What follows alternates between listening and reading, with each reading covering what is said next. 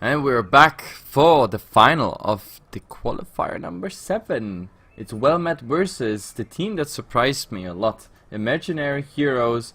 They beat Nihilum in a actually very similar playstyle. Both teams, it felt like a mirror match all over. Not by the draft, just by the way they looked at objectives and the way they went into fights, and just some fights not so well taken by Nihilum, and the entire balance shifted towards Imaginary Heroes. Yeah, it looks like the draft was bugged. We're about to get into the draft, so I'm trying to find the new link. But yeah, I think that this match is going to be awesome. Well Met's pretty good. We have Imaginary, who showed a super dominant performance in this last game. What do you think, man? I'm actually not sure. Wait, whoa, I'm showing not the camera. There we go. So let's find the comparison. I mean, Well Met is one of those teams who has been in Cup number 1, but it didn't make it far enough to get actually qualified. We have Imaginary Heroes, which is completely new to me. So, well, that's what I love about these qualifiers. There are some teams that actually, get that far. 25 centimeter, for example, who made it in the qualifier. That's also a team that is quite a surprise to me. But they also had a kind of a lucky branch in the bracket. Do we have a new draft? Yeah, I just linked it to you. Okay, give it to me. There we go. Nice, nice. CLR. All right, so now this last match is going to be a best of 3. These teams up until this point have been fighting through a best of 1 bracket, where if they lost a single game, they were going to get knocked out of the tournament. That's not the case here. Now, these teams have the opportunity to develop strategies against each other based on what they see in the first and second games. So I think that we're going to see a lot of interesting. Hopefully, we're going to see a lot of interesting mind games here. Yep, and we also see the settings now here. This is pretty much the tournament version of the draft tool. And now, well, one is ready, waiting for the other team. And I'm curious what kind of maps we're gonna see in the final, because now, I mean, in the best of 1, if stuff is not working out, then okay, I guess you have to accept it, and but if you, I don't know, in the best of 3, in the final, you can go experiment, I guess, a bit in the first game, and if you have then that advantage, maybe you can try something new as well. But of course the problem is, like, if it's 1-1, then we come pretty much back to a best of 1 situation where you have to pick your most comfortable map, your most comfortable draft. And I'm also not sure how well those teams know each other. I mean, on Nihilum now, we cast them the whole day. We pretty much knew what they go for. Well Met, they go actually sometimes for quite exotic drafts, I know that. But first of all, we have to see the maps. Give us maps. So Blackheart Bay, not gonna happen. Haunted Mines, not gonna happen.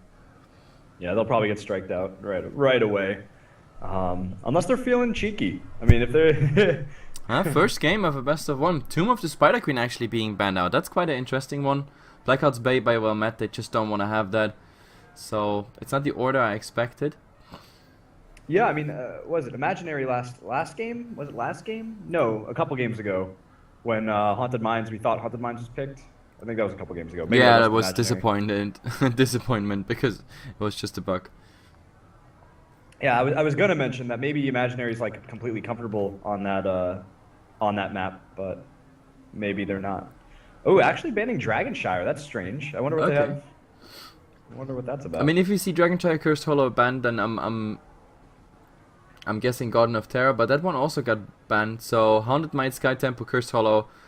We just assume that Haunted Mines is getting banned, which means Cursed Hollow or Sky Temple. That's pretty much what we gonna see. I mean, we had now quite some games on Sky Temple already, and all of them were pretty even, I have to say, except that one game which was finished in 8 minutes and 30 by Nihilum. But the last game on Sky Temple showed that the map can actually be very, very balanced. You know, it's actually kind of funny that that they're banning in this way, because like Imaginary is basically actually making the bans that matter here, and they're trying to force Well Met to waste their bans on Blackhearts and. But this way it's also like, because this way now it's in Imaginary's hand. If they ban Cursed Hollow, then they go for a YOLO map on Haunted Mines in the first game here of the final. That's quite interesting, but I mean, they think about it, but I can't see it. I can't see it happening. I just don't think so. It would be glorious. No, it's Cursed Hollow. Yep, It is going to be as Cursed expected. Hollow. So what's interesting now is what we're gonna see. I mean, Zagara is pretty much something we still see being banned all over the place. I guess that's something where Met starts. For Imaginary, what do we see? What did they draft last game? Was a Muradin with the Savannahs, Uther as a healer. Yeah, Uther, Illidan, Vala. What was the tank? And Muradin. Illidan was the assassin, and the tank. Yeah. What was the They had tank? Sylvanas too, yeah. And Muradin Vala. was the Yeah, tank. Vala, Savannahs, Muradin, Uther, Illidan. That was the draft last game. Now I got it together. Yeah, I think I don't know if they're going to go for that same kind of a thing. I mean, it's interesting that they so completely were not interested in mobility at all, which is something that a lot of people like totally shoot for on that map. But they Especially just on aren't worried Sky about it. Temple. Especially on Sky Temple, the mobility is something that is so important sometimes. It bugged again, so I think we're going to get we're going to do another draft. Draft part 3. What? What Yeah, bugged bugged out? again. Actually, it doesn't even have to be a bug. It's also sometimes that like the connection of one of the players is like not stable, or their browser is doing some weird stuff. And when the engine sees like one of them disconnected, then getting them back onto the draft Oh, is interesting. that's why it might actually do sometimes this. I'm not sure, but I know that was the problem in the past. It looks like it's working again, but I don't know if they're still going to make a new one. Yeah, I guess the draft of Met, maybe they should change him. No, seriously, like if you have problems with a draft tool, and then something has to be wrong. Especially if it happens with one on the same guy all the time. Because all the other teams, there was no problem at all. So let's see what the admins call here. I wonder why they banned Dragonshire. How are they so not about that map? It's a really good map. I like that map a lot. Well, Dragonshire is I don't know, I think out of those maps who mostly get picked, like Garden of Terror, Cursed Hollow, Dragonshire, I think Dragonshire is I love it. What I also like, of course, is a lot of Garden Terror. I don't know why I love it, because all the other casters, they hate it. But I love it. No, collecting the seeds, fighting around those big fat terrors, also the terror that involved in those fights, makes it so much more interesting sometimes to watch. I think it's slow. I think it's slow comparatively to like the other maps. Like garden games go on for like a long time, and I think from an observer point of view, they're like relatively uninteresting. There's a lot of laning. There's a lot of waiting. I don't know. So let's see. They remade it. So I'm loading this one in. Just a second.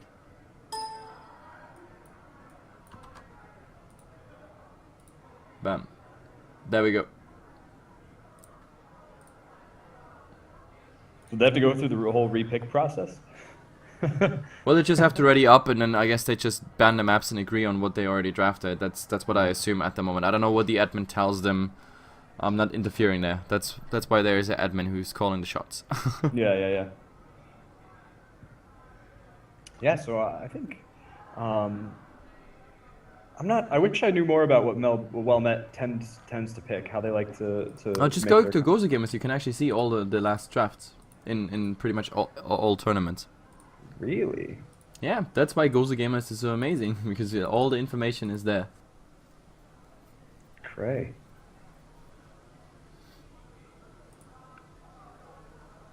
Let's take a look. Yep. You can have a look while they draft. Did they start the their maps. draft? Oh no. Okay. They're just No, doing they maps, yeah. draft the maps at the moment, so no stress. Again, everything's getting banned out, just in a different order, I guess. Well, I don't know if they completely start again, so maybe we see another map, I don't know. But Dragonshire being banned out, Tomb, Blackheart Bay. It's going so fast, so I think they agree on Cursed Hollow again.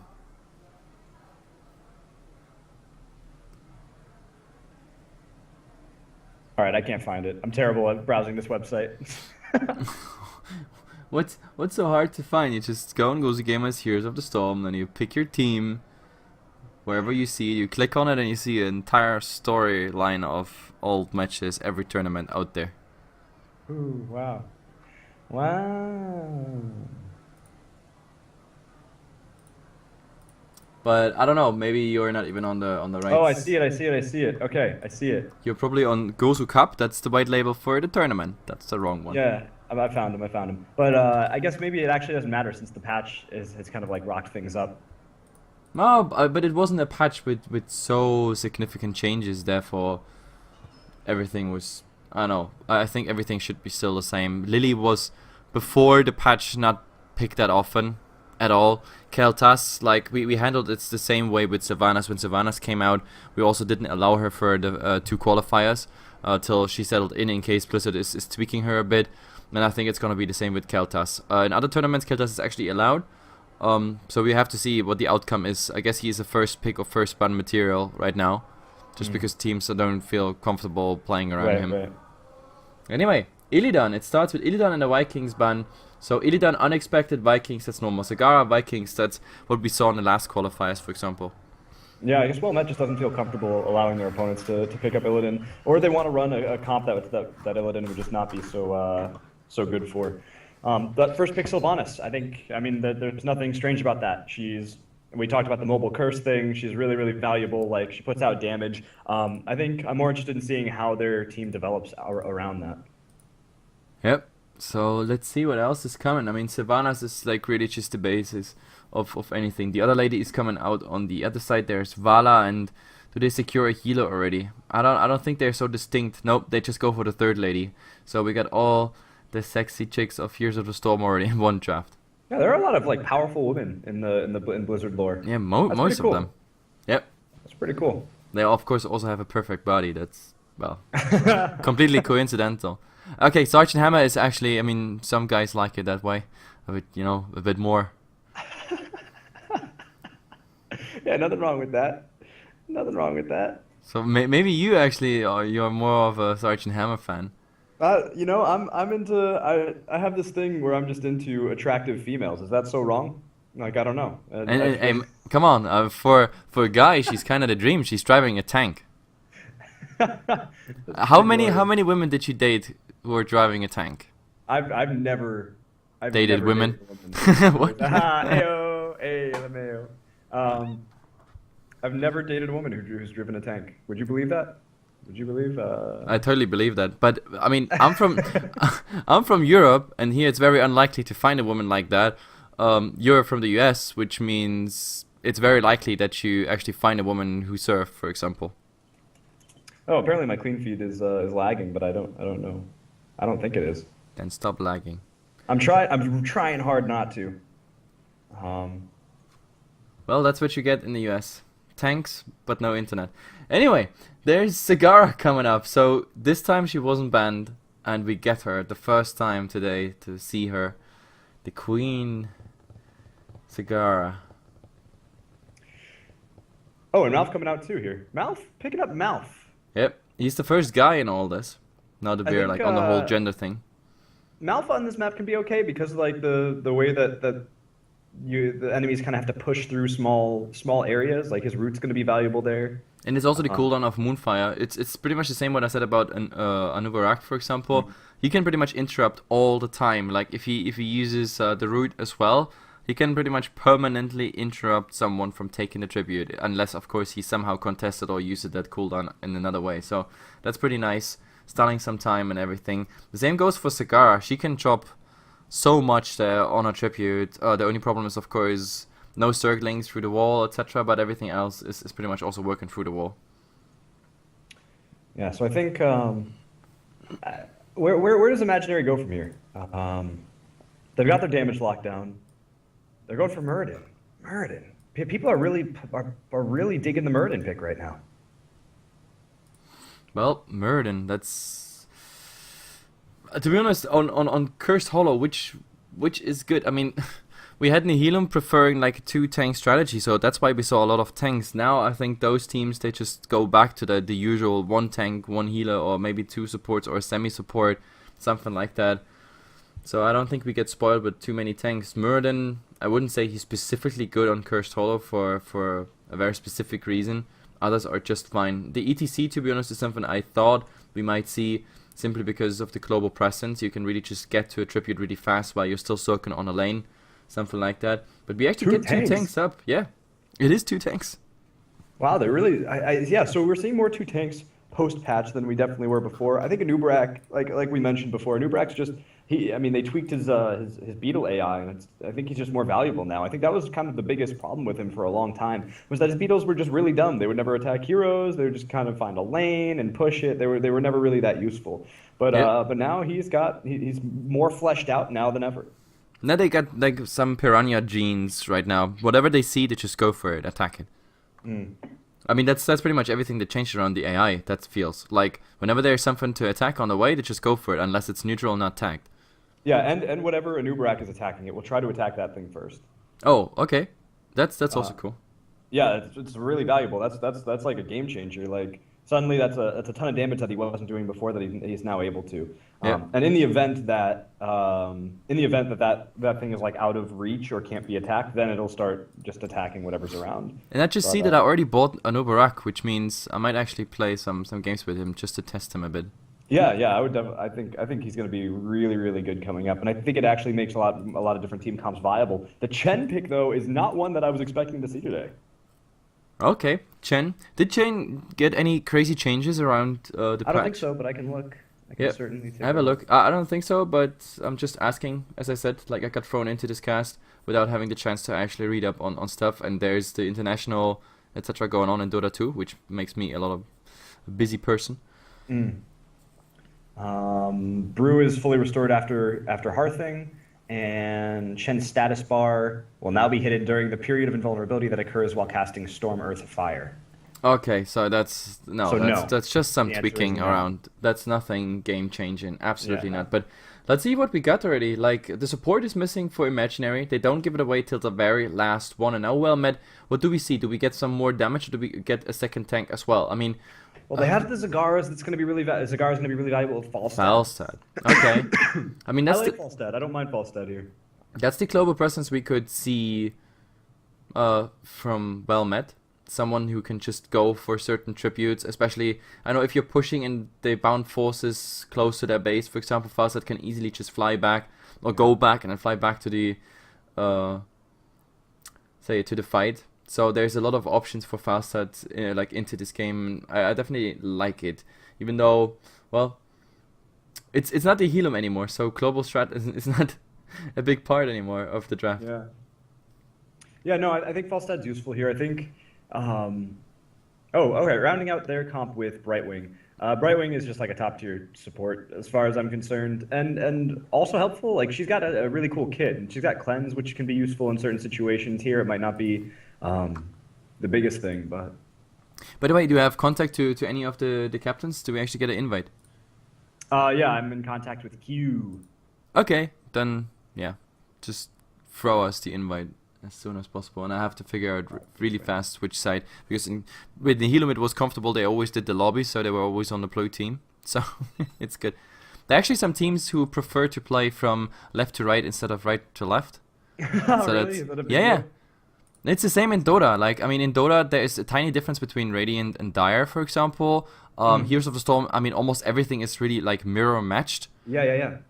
But still, like, it's also, like, a movement. For example, right-hand people feel more comfortable to, like, click a lot more to the left side, because it's a towards the body movement than away from the body, like, outwards movement. Like, yeah. In medicine, you say, like, the supination movement. So I'm just saying, so like if you're left-handed, then actually moving, like playing from left to right is more comfortable than the other way around. I mean, we're talking about.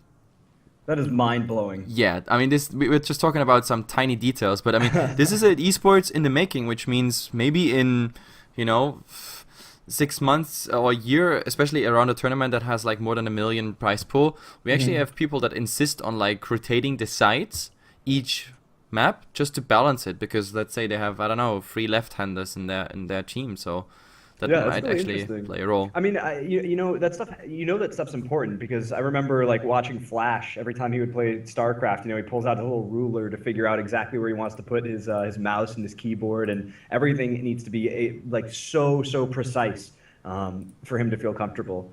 And that's just, I mean, it clearly matters, that thinking about that kind of stuff. Yep. Definitely, and I mean that's the pro gamers. Like the last detail matters. I mean, I don't think Heroes of the Storm is at this point where we have like this perfection No, and no. everything, but well, it might go there at some point. Anyway, let's go into the lobby. There we are, showing it on stream. The other team is, I know they're either not in contact with each other or what's going on. Yeah, I'm not sure. Saka keeps declining the invite. I wonder if maybe the map was wrong. No, they definitely chose Cursed Hollow. Well, changing the map is the easy thing. Maybe it's just him disconnecting or having some issues. Who knows? But of course, the problem is if he's the one having the problem, then he is also the only one who can actually invite all the others. Then again, the community is so small, almost everybody knows each other. But then again, we have also Blizzard saying hello to our Battle.net limitations. So, like the players who always have each other, plus organizers, plus casters, etc., plus their own friends and whatnot, plus other games, which is the funny part, that the limitation goes across all games. What was it, 100 players, right? You can have only 100 friends? Something like that? Yeah, yeah. That's so ridiculous. I really hope Blizzard is gonna change that. Because, I mean, esports is all about connecting with people, networking and whatnot. And, like, if you play Hearthstone, like, professionally or semi-professional, then you go into another game. Or let's say you played StarCraft professionally and then you go into Heroes of the Storm, so an entire new set of people. You might already have like 100 friends just by StarCraft alone. Right. Because my list is almost filled with like World of Warcraft and Diablo people. So, well, now that the Heroes of the Storm people and some Hearthstone people from here and there, when I host a show, for example, comes, then that's kind of. I'm sorry. I'm not engaging. I'm trying to figure out why I'm for our viewers. I have a clean feed running, so I'm streaming too, and for some reason it's lagging, and that's not good for our like foreign casters who don't speak English. So I'm trying to figure out. I want it to stop lagging so that they can have a steadier stream. Well, what's your bitrate at the moment? Do you lose frames on your I'm not OBS? dropping any frames. Then that's strange. Then it's your CPU? I really don't think so. I mean, I turned down the graphics in the game just now just to like try to make it better, but apparently the problem's like happening right now too. So I don't really know, man. I don't even know. Okay, apparently they had some problems with soccer, so I added Shadowmire now to the lobby, which means they come in. But I don't know if you lag by not too much internet and everything, then you could decrease your bitrate. No, but if fine. If it's CPU, then I don't know. I can just close your webcam for now and reactivate it, or close any other program you have besides the important ones, obviously. Yeah, it's pretty cool to see Saka and Hasuabs. Again, I used to be a StarCraft commentator, so commenting on them is going to be pretty cool. How is anyway like the transition? How many StarCraft people do you know that actually go into Heroes of the Storm? A lot. Yeah. A bunch of my old casting buddies switched over. A lot of the players like it. You know, it's just I think and I think that people know that Blizzard's really trying to put their weight behind this game too. So it's going to be more hype, a lot more money, and so people are totally down with switching over. Yeah, well, I mean, it's a totally different game, so I'm actually surprised that, well, that there's actually a nice flow from one game to another. I would have imagined if, like, League of Legends dies and Dota dies, that, like, Heroes of the Storm gets tons of players. But, I mean, League of Legends is apparently not dying. Dota has, like, a very stable playership. It's still gaining a tiny bit. We have to see now that there's a new format announced. We might even see Dota lasting for much longer than we expected. And now Heroes of the Storm comes as like the third big player in that genre, at least. Yeah, I think Heroes is good enough to capture a lot of people's attention, which is going to be really nice. All right, but here we go. Teams are finally in the lobby.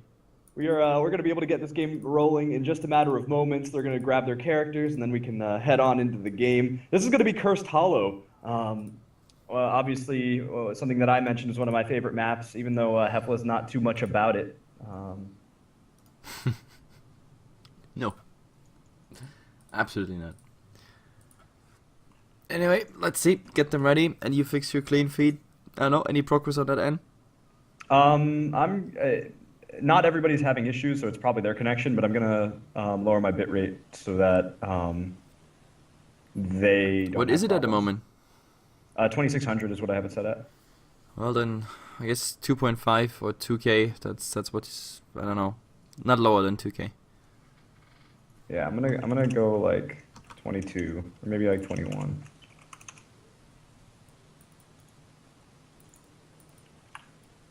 Yeah, 2K. That's what the coach said as well. Yeah, that's like the standard bitrate most of the streamers actually use because their internet is not too great. I'm Yeah, no, streaming I mean, right now also in only 3K.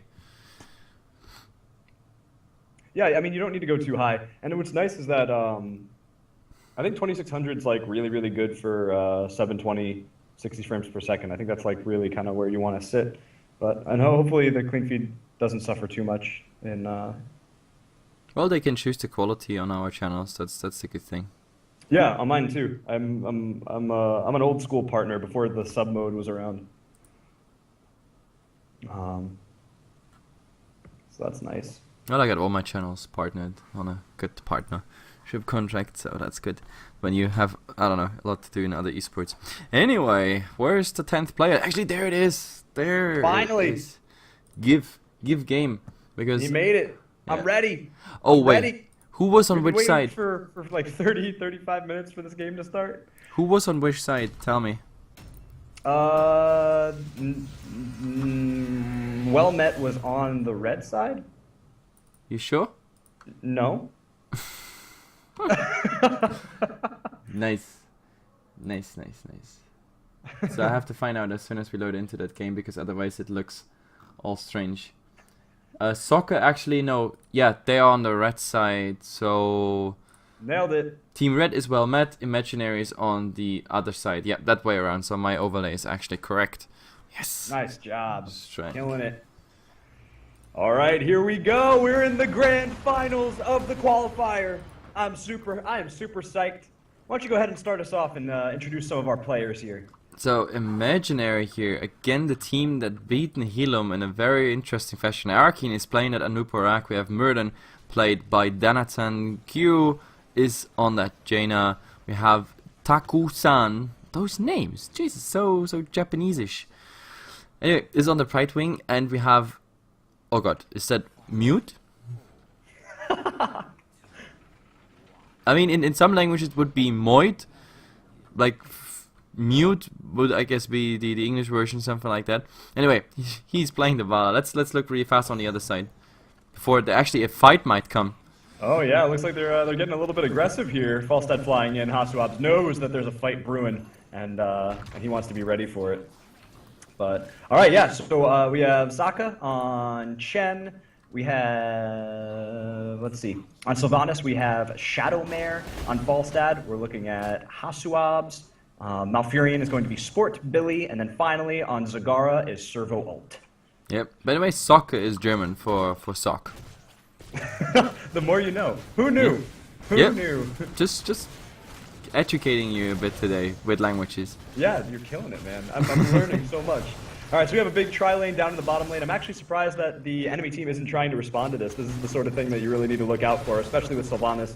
And especially on this map, because if your opponent gets to that level 10 or like any really talent tier above you, you're going to be in a really, really tough situation when it comes to trying to get those tributes. Oh, and We do there's see the a rotation. They're looking, but Malfurion was scouting, and yeah, there he's saying hello. But do they maybe get a go on Sylvanas? Nope, that was early. Well, the leap out, easy going, but at least I stopped the push for a tiny bit, so there is some pressure on the other side, but, well, you already saw what happened to this tower, and there's even now the hammer flying out, which means this tower might, I don't know, go down even before 2 minutes into this game. Yeah, I mean that's what they're shooting for. They want to get that extra XP. It's super, super useful, especially on a map like this.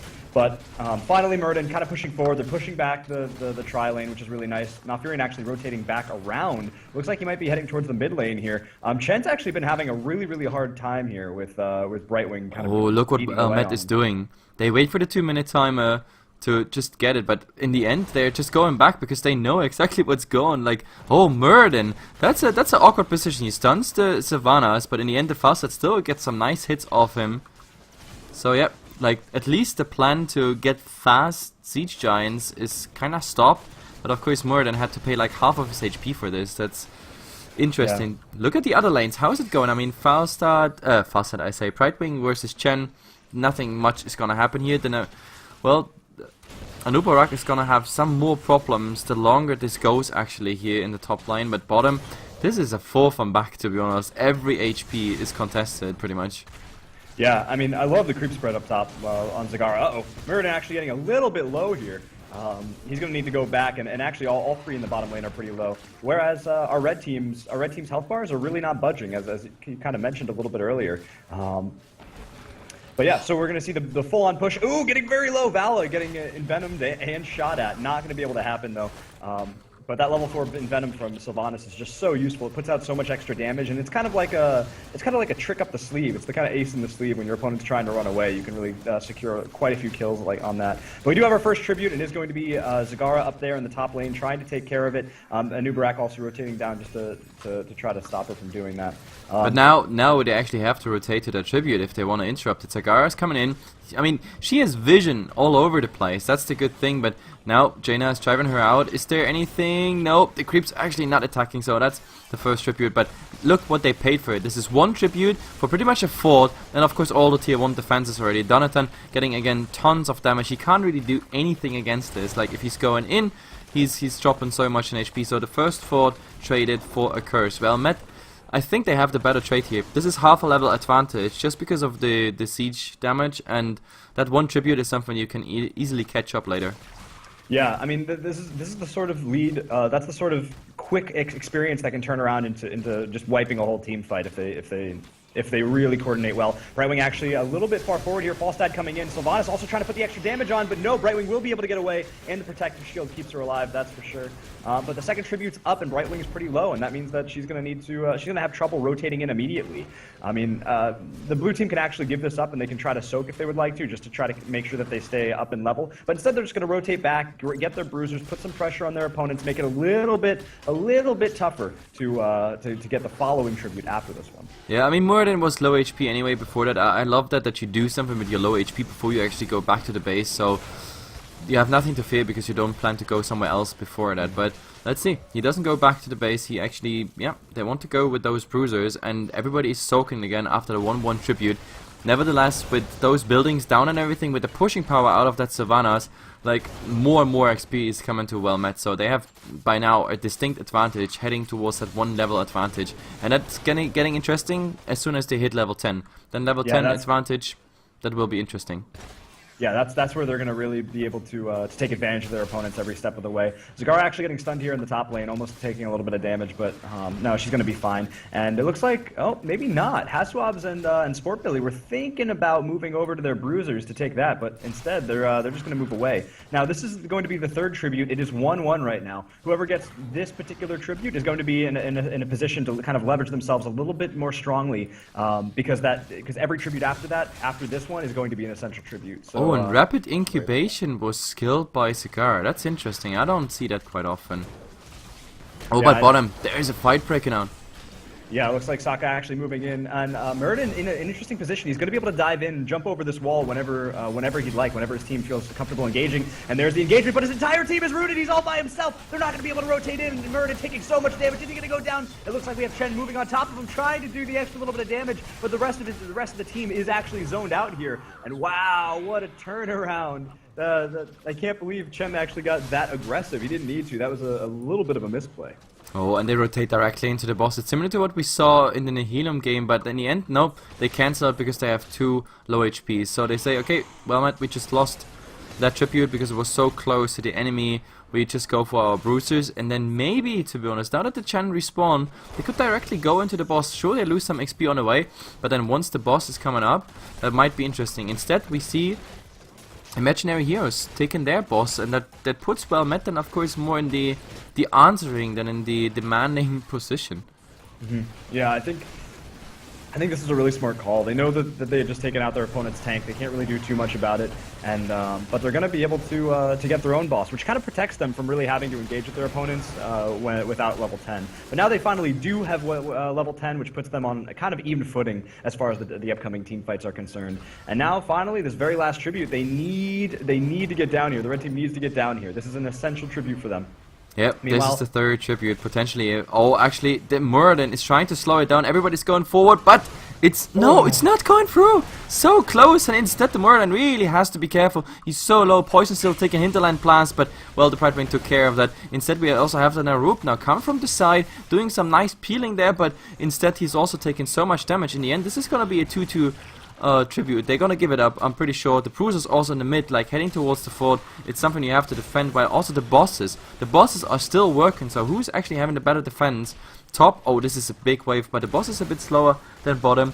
Then, however, we have the entire team hitting that golem, which means that fort is gonna survive. We have to see if top, I don't know, that top fort is not surviving. So I think when it comes to golems and the damage done, it's well Met's advantage.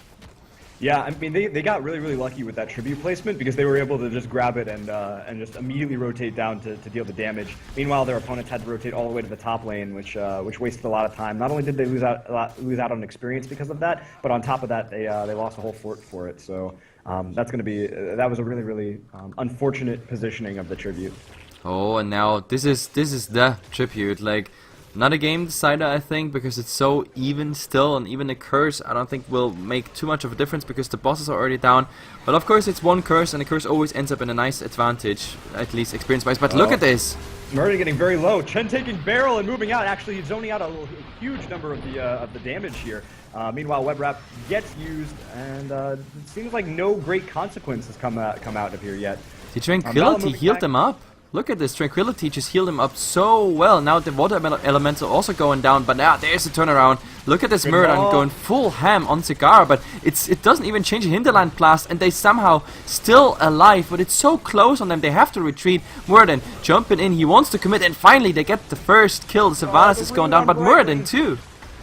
Yeah, the root on Brightwing was actually really beautiful there, and this is going to be Met's tribute. They're going to have the curse here, and well, Falstad even still trying to move forward. He wants to take out this Anubarak, but he's not likely able to make it happen. He just can't put out enough damage. But he did chase him all the way home, and now the curse is here. They're going to be able to take that middle fort almost immediately. And look at bottom. It's also a perfect timing because the ogres, they just reach the tier 2 defense line pretty much when the curse pops up. So that's easy going. While top, well, with this, the defense should be easier, even though those siege giants, they also do something. However, in the mid, they're gonna get it, and even Falstad is coming really fast in, and I think they're gonna use the entire time of that curse, even going into the base now. Yeah, for sure. Still 30 seconds on it, so why not going for it? Muradin is on the side, actually quite a nice position to backstab them somehow, but yeah, the Mafuran knew that already. Oh, yeah, Muradin's coming in. They're doing a hard engage. Nubarak goes in as well, and Sokka getting so low, but Pop's barrel is able to get out of there, but a web wrap going down, and Sokka wants to try to protect his teammate, but Falstad's able to just get on out of there. Straight speed being used by Vala, dealing the extra damage from the backline. Zagara getting very low, and Sylvanas goes down. Will Zagara be able to get away? No, she goes down as well. Sport Billy couldn't put out enough healing to handle his enemy's damage output. Yeah, Falstad was lucky. He was just barrel rolling over a wall there. The curse ends, didn't do much damage. I mean, look at this. Well, one tower went down, 2 walls, top completely untouched. So I think this curse was kind of a bit underwhelming. Just the mid fort suffered from it the most, and everything else was more or less done by the golems. And yeah, this fight, not good for Met. This way we have, again, a nice equalizer in experience and everything. Only small advantage they have right now is of course the bruises, but that's also not the end of the world for imaginary heroes here. Yeah, no, that was a really great engagement for them, and the timing on it was perfect too. The curse was still going on, so their opponents couldn't really continue to push, and that hard engagement that Muradin really needs, like, it happened so well there. Even running away, they just weren't able to do it. It was nice. I mean, they got Falstad out of there, but they kind of got pinned down because of the web wrap on Falstad. Yeah, and let's see what's happening. Look. Oh, I think this is the initiation here. Yep, this is 5 versus 1. They just need to jump him, but at the moment they don't know where the rest is, and well, they were at the the small siege camp, therefore they didn't go for it. I think if Well-Met knew our position, our viewing position here as an observer, they would have instantly jumped them. It was a 3-on-5 situation, but it's not gonna happen. So instead, they rotate top. There are of course some augurs to defend. Bottom is pretty much the same, but what they really want is of course the boss. Both bosses respawn, and we have this again mirror matchup pretty much. They do the same at the same time. Yeah, I mean, both these teams know exactly what they need to be doing and when they need to be doing it. I mean, what's the red team really needs this, because the next tribute that their opponent gets is going to be really problematic. I mean, they're going to need to obviously rotate down and defend, but it's going to be a harder thing to do when the tribute comes up, which it should be coming up any moment now. And to be honest, the tribute position might really have a big influence on this game, because right now with really this north-south split, then well, if it spawns south, that's bad. Yeah, that's for sure. I think we're due for a top one. No, I mean it's not completely random. Like there are certain rules about where they can spawn and when they can spawn. I think the initial one is random, if I'm not mistaken. Either way, we don't know. We're just stupid. It spawns south. We do have the boss in the top lane actually pushing up towards the keep, going to be able to take down that wall without a doubt. But the tribute's down here in the bottom, and there's going to be an engagement down here. I imagine. They accepted. Oh, no. They accepted. That's interesting. So they just want to finish that boss because they know like now that the curse is up, they would just get so much damage if they commit. And well, top. The good thing is all the buildings, they always focus the golem, so those creeps at least survive for a tiny bit, even though they weren't just like 1 HP. He's not gonna do too much damage. Maybe he's gonna take that well out. That's it. So in the end, a tiny advantage for Well-Met, as in like siege progress of the golem. You know, actually, I think maybe giving up the tribute might have actually been a really smart call. In that if you're going to give up a tribute or a curse, the best time to do it is when your opponents can't really push on you. And because they had their own boss that they knew that their opponents had to rotate up on, like it frees them. It frees a good amount of the. It like just wastes a lot of the curse time. Oh, but this is a choke point initiation here. Muradin already getting some damage off Falstad, and now there's nice initiation. Look at this. Anoop is completely blocked in that tower. Now Barrel Roll just get the DPS out, and what a beautiful wombo combo. More into Hinterland Blast, 3 down, and well, they lose the fort in the mid, but this is not a big deal, because now they can just transition into push. They have 30 seconds of a, like, let's call it a mini curse, while the enemy team can't really do much against it. So this might be, yeah, breaking that mid fort. Yeah, they're gonna get right in there. Chen's not afraid. He's getting healed up too, though. He did get stunned. That's Chen's kind of biggest weakness, is when he gets stunned there. Sylvanas is here. Nothing gonna be able to do about this to try to make this better. Yeah, with Sylvanas just taking out like any damage that comes out of those siege buildings. Oh, and they want to go for more. They just want to go for the buildings right away. Just get the keeps. Start being a little bit more cautious. Only four seconds before the entire team is up. Right Wing's going to be able to get into this fight very quickly, and they are going to disappear. They did a little bit of damage, but they're low. Here comes the hard engage. Muradin moving in. Right Wing immediately teleports in. A good stun there on Chen. He's getting a little bit lower, but getting healed. Flips over an Uberak to be able to get out. And will he continue to survive? The chase is in full force, and Jaina finally getting involved, slowing everybody down. Malfurion doing everything he can to keep Chen alive, but Malph's going to die for it, and Sokka's going to try to run away, and he should be able to get away. No! A beautiful polymorph, keeping Sokka from actually being able to continue to run because he had, like, it stops your movement immediately. You need to like re-right click if you're queued onto something. Yeah. I mean, it's also a beautiful transition for them now. Getting 2 kills. I thought they're gonna get more, but the chase was slower than I thought. Nice transition directly into getting that fort. Well-Met at the moment. They are just going soak in something, get the Ogre's bottom, and this way, well, they can actually breach the tier 2 defense line. But I'm not sure if it's enough for the entire fort, because 10 seconds on the mouth, 20 on the Chen. Nope, I think they go back and just steal the bruisers, something like that. Yeah, I think that would be the smart call as well. I mean, they're going to take them away from their opponent and get some pressure on. Yep. Yeah, the death, those 2 deaths seemed significantly less impactful than the deaths on the other team, right? I mean, they weren't able to take a keep. All the keeps are still up here. I mean, this is a fine position. And now this tribute's not it's an unessential tribute.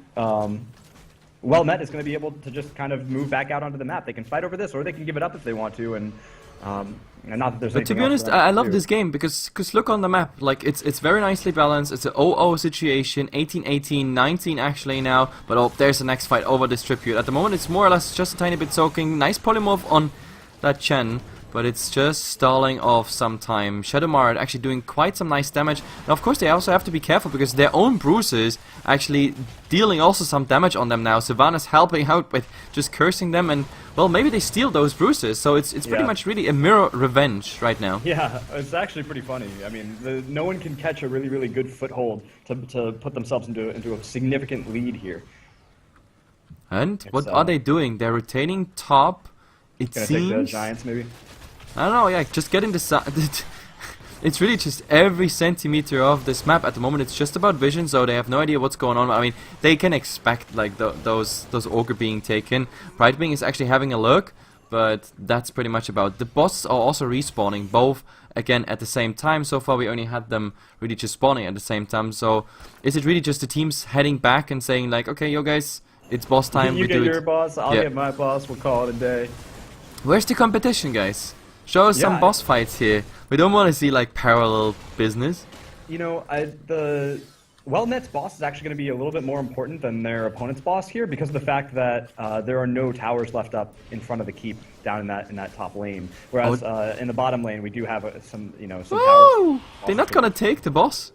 No, there we go. Okay, that was strange. Look at this tribute. This tribute placement is so good for WellNet. Oh, so this is perfect. This is exactly the RNG factor here on Cursolo. Yeah. Perfect. Like from boss into tribute. And now, to be honest, what are they doing? Like option 1, defend the boss. Option 2, go with your boss. Yeah, I mean, I think they're going to defend here. I actually wouldn't mind them pushing because I think that they might be able to take out that keep and then maybe come back and actually keep their own keep from going down. Yeah. But I think it'll be a little bit risky. This is like the safer situation. Just defend against. But look top. I mean, if you look at top, the boss actually does some damage on the keep, but not enough to actually finish it off. While bottom, they can, I guess, even save a tower. Yeah, okay, it's not the most significant HP you saved your tower with there, but still, it's a tiny little advantage siege damage wise. Yeah, every bit counts here. All right, so I mean, we do see a lot of aggression in this middle lane here. I get the feeling that neither team is super comfortable engaging until the other team makes a move here. I mean, there's no objectives on the map, and they're still not running directly into each other. They're going to wait to fight over the next. This is probably. I mean, we're at 2020, and the good thing about Heroes of the Storm matches is really that it has like a critical mass. It's like a nuclear power plant. If it's getting, too much, then it's just gonna explode, and we are at 20 minutes, which means every big mistake can cost you the game going directly for core. At the moment, the tribute, nope, they're not gonna interrupt it. There's a wall of 4 heroes just preventing that Chen from doing anything, so they accept that one and just stick together. Like, such a careful style right now. I think they actually missed an opportunity. I think they could have comfortably given that up and like have rotated somewhere else on the map. Maybe try to take a keep, maybe take down the 2 bottom towers in the bottom lane. Like, their opponents couldn't really like rotate in. I mean, they could have gone to that top keep, but I mean, trading a keep for a keep's not that bad. Having pressure in 2 lanes. Oh, maybe it's coming now. Look at it. I mean, all they need is like that keep, put some damage on it so they get the pressure, but at the moment there's not enough damage on the keep. Now Cigar is pumping everything in, Savannah's too, and I think now they just want to go back. That's all they want. The question is now, on the way back, can they actually get some kills here? Imaginary friends, what they need is a stun. Ooh. Like on Felstad, and oh my goodness, he's going down. Yeah, and then immediately the follow-up from Jaina doing a really nice job of blowing him up, and now that's a full minute cooldown that they're going to be able to push on forward. Are they going to go straight for the keep, or are they just going to keep chasing, and will there be any sort of actual follow-up? Malf getting stunned, he's going to go down here.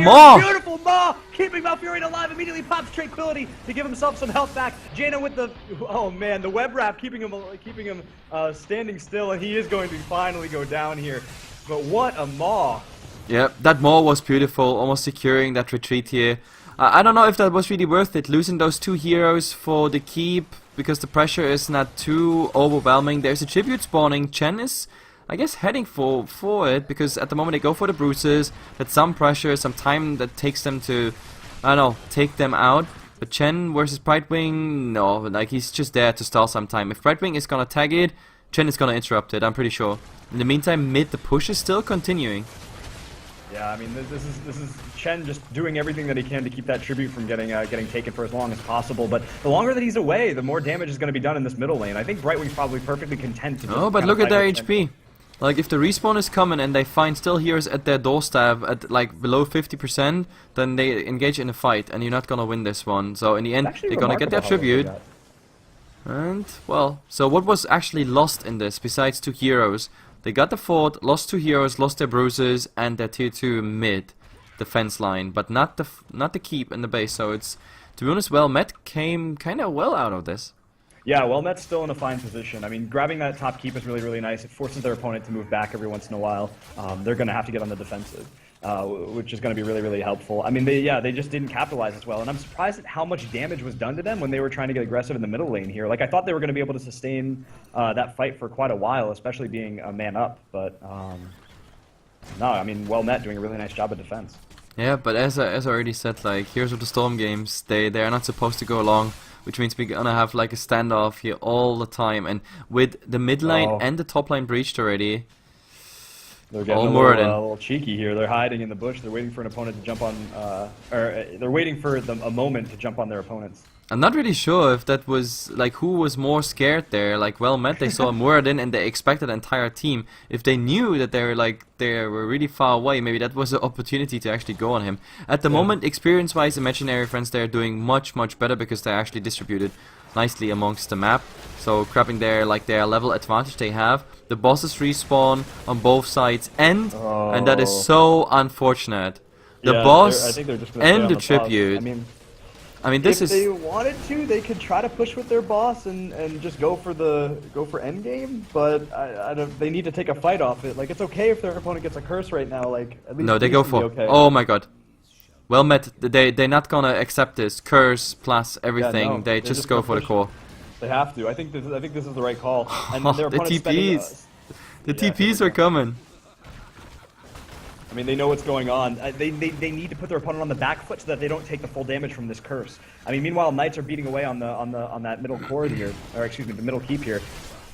But here comes the engagement. It looks like an Ubrak kind of moving in. Osaka doing a really nice job of getting back there, trying to get Vala, but wasn't able to do it. Oh, a huge silence goes down. The Maw on Vala, that's a huge part of the damage. But Hastuabs with a beautiful Hinterland Blast doing even more damage, and what a defense here. What a defense. They're going to be able to take Wellmet down on the huge root on an Ubrak, keeping him in place. But meanwhile, it's just it's a 1-for-2 trade as it stands, and they need to move back and heal up. Meanwhile, Falstad continuing to push forward, pushing Jaina back. The boss is on the core, 90% here. Are they going to be able to finish this game off with this push?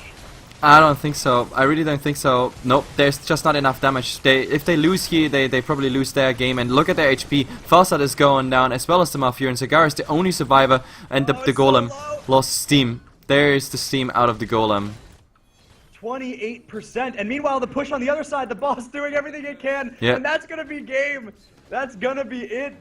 Oh man, the full wipe, no one left to defend. It was an all or nothing. It was just all or nothing. And to be honest, they were not really lucky, because you saw what happened after that Hinterland blast. I don't know how the Anubarak survived on like no HP. Yeah, and also the Muradin. The Muradin had like 100 HP maximum, and he also survived. So a tiny bit luck is of course always involved, and before that fight and the luck for Imaginary Heroes, there was even more luck involved, because that tribute spawn directly next to the boss in the perfect timing, I mean, that's not fair, right? Yeah, that was kind of brutal. Luckily, this is a best of 3 though, which means that we're going to get a game 2, and Wellnet's going to have an opportunity to push back against their opponent. Yeah. Definitely, but it was so even. I mean, a 25 minutes game until the very last minute, you didn't know who was winning. So I love it. I'm looking forward to game number 2, and of course, for the sake of viewers and casters, we hope that we go into a game 3 even. But let's see, Imaginary Friends, if their playstyle and a bit of the RNG which we saw here goes together, then they might be the qualified team for today. Anyway, guys, 2 minutes and we're back. All right, stick around.